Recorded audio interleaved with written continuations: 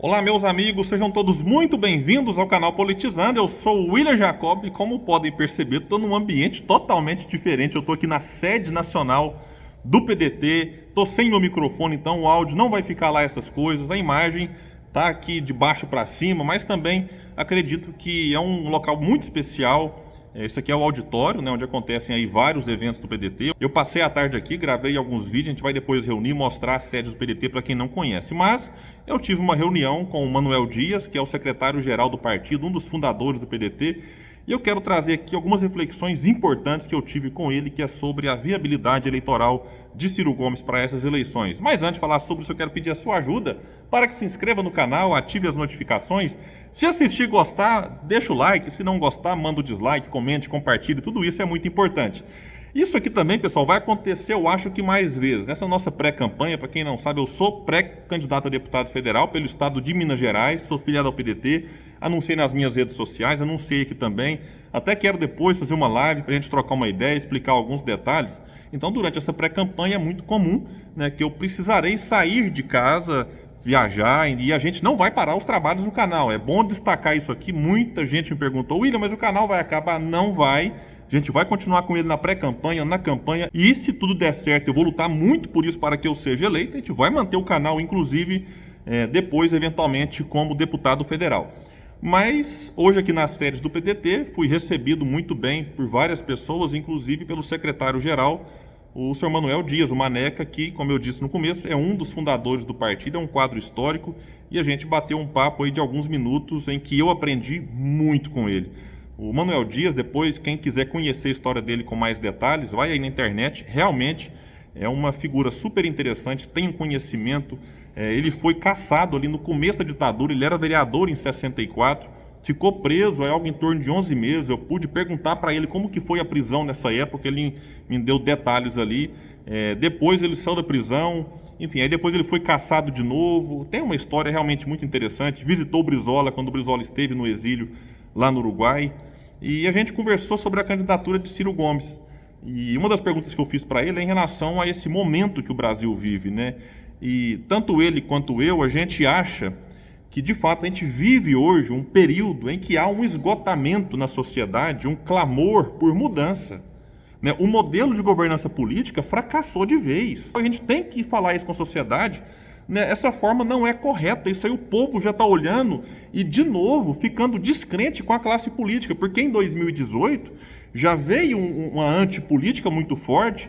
Ela deu uma amenizada, só que na medida em que o Bolsonaro traz o centrão para dentro do governo, enfim, é um absurdo. E muitos bolsonaristas hoje estão relativizando, né, a expressão mais usada nas redes sociais é passando pano, ou a gente poderia usar uma mais dura, que é sendo conivente com esse tal de orçamento secreto, por exemplo, emenda de relator, em que o Lira, por exemplo, manda e desmanda. E aí o deputado, às vezes, manda recurso para uma ponte, para uma escola, para um hospital, ok. Só que lá em Brasília, ou aqui em Brasília, já que eu estou aqui nesse momento, ele vota, por exemplo, a favor da reforma da Previdência, que vai tirar direitos das pessoas. Enfim, que a pretexto de corrigir algo que muita gente pensa, não, tem que fazer reforma mesmo, mas qual que é a qualidade dessa reforma? Então, essa relação, né, que Bolsonaro prometeu mudar com o Congresso e não mudou, ela está, de novo, trazendo para a sociedade meio que um desânimo, uma desesperança. E então é preciso mudar esse modelo de governança política. O próprio Ciro vive insistindo, né, que não é possível. O Bolsonaro hoje está filiado ao partido Valdemar da Costa Neto, que foi preso no mensalão do PT. O Roberto Jefferson, que está em prisão domiciliar, foi preso por quê? Porque virou bolsonarista raiz, depois de ter sido preso no mensalão do PT. Ricardo Barros, que é líder do governo, quando você vai olhar, ele foi ministro do Temer, ele foi vice-líder da Dilma, vice do Lula, líder do Fernando Henrique, e agora está com Bolsonaro. Então é um negócio realmente impressionante, e a sociedade, parte dela vai se revoltando e parte vai se acomodando. Só que existe um sentimento de mudança, e o Ciro Gomes tem apontado para isso e tem colocado o dedo nessa ferida.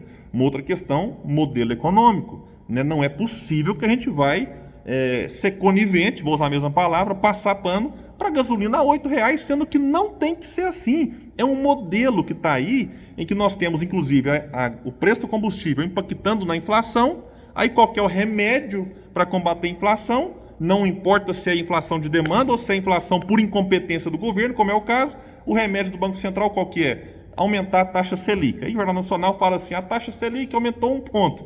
Nos últimos 12 meses, a taxa Selic aumentou 9,75. Cada 1 ponto equivale a algo mais ou menos 50 bilhões de reais. Só que o jornal não fala isso, ele fala só 1%. Aí a pessoa está lá assistindo, fica por isso mesmo. E insisto, a inflação no Brasil não é de demanda, é inflação por incompetência do governo, que não muda a política de preço da Petrobras, tem a questão da energia, não faz mais estoque regulador. Então existe um pouco da inflação que se explica por conta do cenário mundial, provocado até pela pandemia, ok, não tira a razão de um pouco da inflação, mas grande parte dela, insisto, é a incompetência do governo. E o modelo econômico fala o quê? Aumenta a Selic, aumentou a Selic e resolve tudo. E não é assim que funciona, está provado. E sem falar outras coisas mais que são aberrações. Superávit primário, por exemplo, né? Tem que cortar gasto. Esse governo está cortando gasto quanto é lado e vai ter déficit. Né? Então a gente precisa, beleza, vai perseguir um superávit primário porque não pode ser responsável. Será que não está na hora da gente mexer na receita? Não é possível que a gente vai aceitar que o Brasil continue ao lado da Estônia sendo o único país que não cobra imposto sobre lucros e dividendos. Qual que é a explicação? William, mas é porque aqui no Brasil não tem explicação. É rendição ao sistema financeiro. Por que que no Brasil, caviar, filé mignon, salmão e outros 30 e poucos produtos recebem renúncias fiscais na ordem de 8 bilhões? Então, sem falar que nós temos aí mais 350 bi, que o Ciro põe o dedo na ferida e paga caro por isso, em que ele fala, vamos cortar 20%, 70 bilhões. Então você pega 70 daqui, 60 dali, o Ciro propõe arrecadar 3 trilhões em 10 anos, e com 3 trilhões ele vira o jogo. Para onde vai esse dinheiro? Vai para a saúde, vai para a educação, vai para a segurança. O Brasil tem 11 mil policiais federais, boa parte deles sentados atrás de uma mesa, batendo carimbo e papel, em trabalho de burocracia, sendo que normalmente são funcionários públicos altamente qualificados. Então, voltando à minha conversa com o Manuel, a gente percebe que existe um esgotamento, né, nesses dois modelos, que abre um espaço para um candidato que vem apontando esses problemas e que a sociedade pode ser que ela compreenda. De fato, o Ciro está aí lutando dia e noite, dando entrevista, fazendo Ciro Games, entrevistando especialistas, escreveu um livro diferente de Bolsonaro, que muitos apontam que nem no debate vai. Né, porque vai arrumar 1000 desculpas, não vai participar do debate. Lula já está falando que vai escolher. Não, ele vai na Globo se a Globo fizer autocrítica. Se não fizer, não vai. Não vai nesse lugar porque aqui é um negócio inacreditável. E o Ciro tem insistido nesse debate, e pode ser, não existe garantia, de que a sociedade reconheça aos poucos. E algo importante é que o Ciro, em 2018, perdeu muitos votos, porque muita gente via ele como aliado do Lula. E aí falava, mas o Ciro está aí, daqui a pouco ele vai desistir para apoiar o Haddad. Muita gente falava isso em 2018. Eu cansei de pedir voto para o Ciro, eu vi de amigos meus falar, não, Ciro é um petista que nunca foi do PT porque tem vergonha. E ficou mais claro para a sociedade que o Ciro faz um rompimento mais forte, porque nunca foi do PT, foi ministro do Lula, para vocês terem ideia, de 2003 até março de 2006. De lá para cá, inclusive, foi convidado e não aceitou mais ser ministro. Então, o Ciro defendeu a Dilma porque ali ele percebeu que havia um movimento, né, não porque a Dilma cometeu crime de maneira pensada. Né, ali pegaram a presidente que estava fragilizada politicamente, que desastrou a economia do Brasil, e o Ciro fala disso já há muitos anos, mas pegaram isso para tirar uma presidente eleita, e aí pegaram a pedalada fiscal, algo que todo mundo fazia, e aí usaram essa pedalada para derrubá-la. E o Ciro falava, olha, governo ruim você vence e derrota nas urnas, não através desse impeachment. A gente viu que o Ciro tinha razão. Apesar da tragédia da Dilma, o Temer veio depois, teto de gastos, política de preço da Petrobras, reforma trabalhista, muitas coisas que agravaram aquilo que já era ruim. Então, esse ano, em 2022, o Ciro vem consolidado em terceiro lugar. Vários candidatos foram testados pela direita liberal, não emplacaram. Poderia citar aqui vários e vários. Vocês sabem, a gente tem falado disso aqui já várias vezes. E você tem Lula liderando, boa parte disso uma lembrança, uma memória que o povo tem, e o Manuel Dias disse isso muito bem, que o povo olha agora, está tão ruim com o Bolsonaro, que ele, mas Lula era melhor. Tá, mas será que esse melhor aqui, de fato, é a solução que eu preciso? Qual que é a reforma estrutural que esse melhor fez? Porque comparado com o Bolsonaro, às vezes, muita gente sente saudade até de Michel Temer, de Fernando Henrique Cardoso, porque a base de comparação é muito ruim. Então Lula se beneficia dessa memória e de ser o candidato mais bem colocado para derrotar Bolsonaro. E Bolsonaro tem um percentual que é de apoiadores fanáticos, pode fazer o que quiser, pode ir até para o partido Valdemar da Costa Neto, que vai estar lá fechado com Bolsonaro, pode até mudar na Polícia Federal para proteger os filhos, pode mexer no COAF para proteger os filhos, enfim, pode falar que é do Centrão mesmo, vão passar pano para tudo e ficar com Bolsonaro, mas não são esses 30%, 25% que as pesquisas apontam agora. Muitos estão com Bolsonaro porque acham que o Lula é um mal maior.